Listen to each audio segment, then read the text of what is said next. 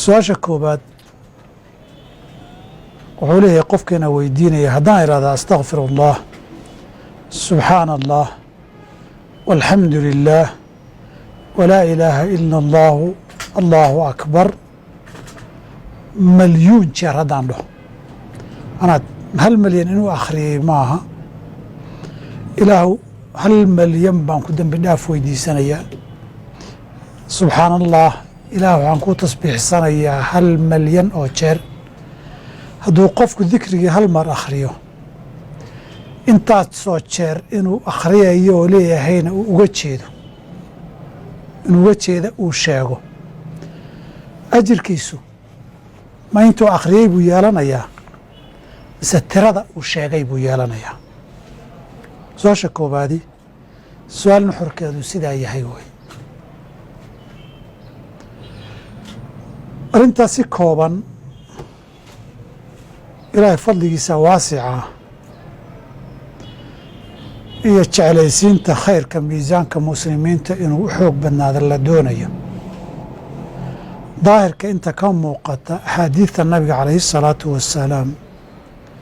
oo munaasabado kala duwan uu ku sheegay waxay tilmaamaysaa si guud horta inuu ka ajir badan yahay dikriga la akhriyey haddii la iska akhriyay keliya oon tiro la sheegin miisaanka xasanaadkana inuu u dhigmayo ajirka loo qorayaay inta uu sheegay tiradeeda inuu akhriyey maaha laakiin ajirka waa loo laalaabayaa fii saxiixi muslim nabigeena alay slat slam maalin waa kii salaadda subax masaajka aaday markii uu muddo maqnaa barqadii buu soo laabtay wuxuuna habeenkaa joogay oo salaada ka aaday xaafadda umulmu'miniina juwayriya bint alxaaris radia allahu canha wa ardaaha iyadoo halka ay ku tukatay fadhida oo dikri iyo tasbiix iyo akhriyaysa ayuu ugu yimid su-aal buu weydiiyo ma sidii baad u fadhidaa buu ku yidhi waxay tidhi haa wuxuu yidhi intaan kaa maqna anigu waxaan idhi 4 kelimadood oo haddii loo miisaamoo la barbar dhigo intaad akhriyaysoo dhan ka miisaan cuslaan lahayd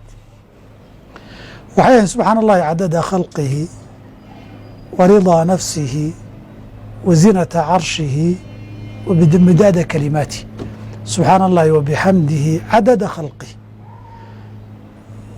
khalqigiisu intuu tiro la egyahay wa ridaa nafsihi naftiisu inta ay ka raalli tahay wa zinata carshihi carshigiisu intuu culays iyo miisaan leeyahay wa midaada kalimaati kelimaadkiisu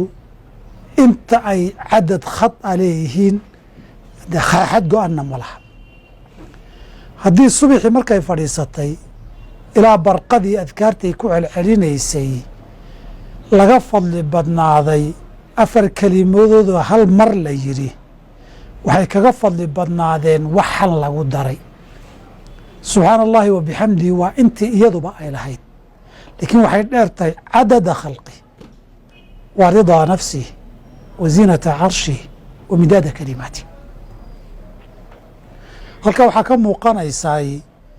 ajirka ay leedahay baa intaad ku celcelinaysay ka badan waayo ajirkeedu marna ma gaaraya subxana allah subxana allah subxana allah haddaad maantao dhan ku celcelisaaye cadada khalqi illaahi ma gaarhsiin kartid saa darteed ajri lama noqon karto sidoo kale fii sunan nasaa'i xadiiday culamo badan waa xasan yihaahdeen sida ibn xajar iyo mundir iyo albani rag lamida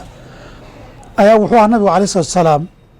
inuu baray subxaana allahi cadada maa khalaqa fi اlardi waالsamaa subxaana allahi milasmaa fi الsamaaءi wاlard subxaana allahi mila maa khalaqa subxaana allahi cadada maa axsaa kitaabuh ilaahay baa tasbiixdiiba waxaa lagu lamaaneeyey wax allaale wuxuu ilaahay cirka iyo dhulka ku abuuray cirkaa iyo dhulkaa wixii buuxinaya wax allaale wixii kitaabka ilaahay qadarkiisa uu qoray uu koobay xadiid la macno isna waxaa jira imaam axmed warinayo sacd ibn abi waqaasoo rijaaluhu waa hiqaati yihaahdaan. axaadiidta iyo kuwo kalama maqaamka iyo boobtan jooga koobi karin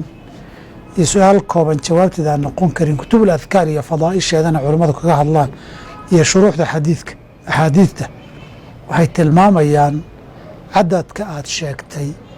inuu keenayo ajirka inuu weynaado oo lagu laablaabo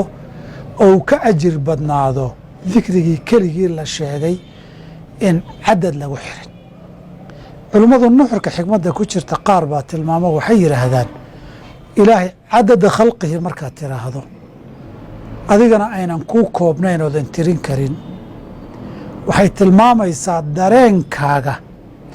ah ilaahay inuu tasbiix iyo xamdi mudan yahay aan tira koob lahayn, aan la qiyaasi karin, adigu aadan gaadhi karin wax kasta ood samayso. taqdiiska inta carabkaaga ka soo baxday ay ka turjumaysa inta qalbiga ku jirta ee weynaynta qalbiga ilaahay aada ugu hayso iyo mahadda qalbiga rabbi aada ugu hayso iyo qiraalka rabbi aada u qirsan tahay intaasoo dhan inuu leeyahay baa ajirka mudaacafka ee fara badan lagu mudanaya.